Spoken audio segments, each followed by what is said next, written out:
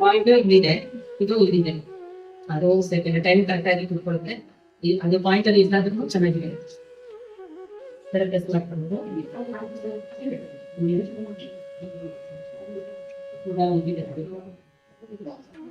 ಇದು ಎಕ್ಸ್ಟ್ರಾ ಬಂದ್ರೆ ಇದು ತೆಗೆದು ಬ್ಯಾಕ್ ಆಗಿತ್ತು.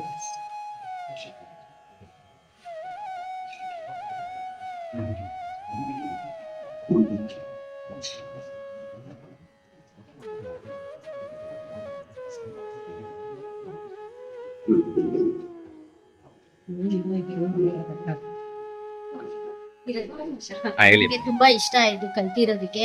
ನಾವು ಈಗ ಕಲ್ತ್ಮೇಲೆ ಮಕ್ಳಿಗೆ ಹೇಳ್ಕೊಡ್ಬೋದಲ್ಲ, ಅದು ನನ್ಗೆ ಇಷ್ಟ ಆಯ್ತು. ತುಂಬಾ ಥ್ಯಾಂಕ್ ಯು ಬಂದು ಹೇಳ್ಕೊಟ್ಟೋದಕ್ಕೆ. ಇನ್ಯಾರಾದ್ರೂ